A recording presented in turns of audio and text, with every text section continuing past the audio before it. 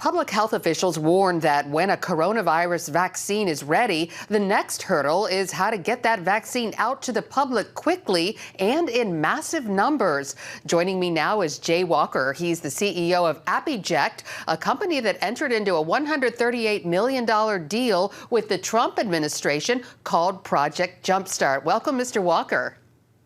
Glad to be here, Lori. So what is Project Jumpstart?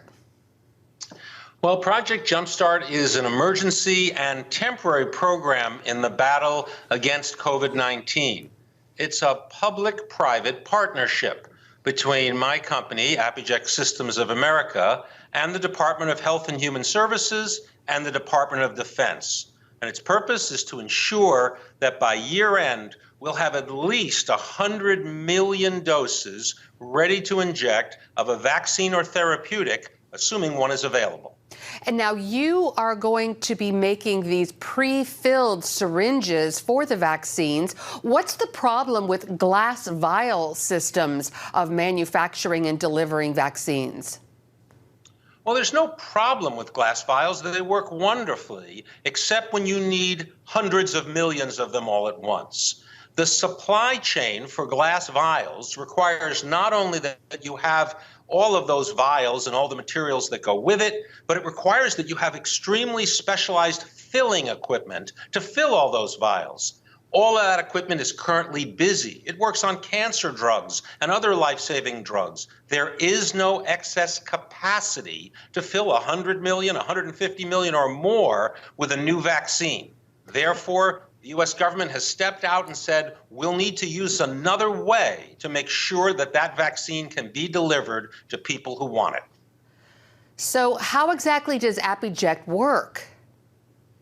Well, if you've ever used an eyedropper where you in your eye take a little squeeze bottle, that technology is called blow, fill, seal. And that is exactly the same technology we're using.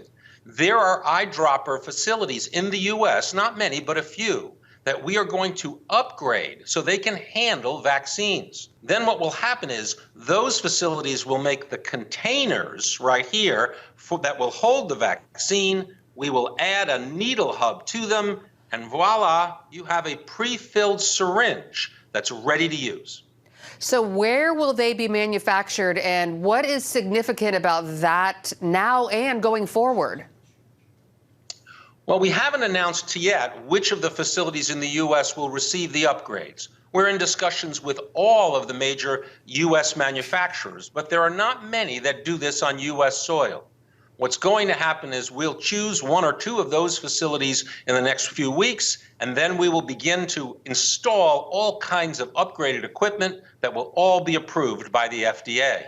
Eventually, what we're going to do starting next year is build entire new factories capable of doing up to 330 million doses every month so that the entire U.S. population can be filled and finished from these brand new factories that we're building on U.S. soil.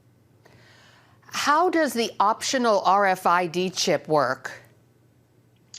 Well, each of these devices that are injected have the capacity to also have a small chip.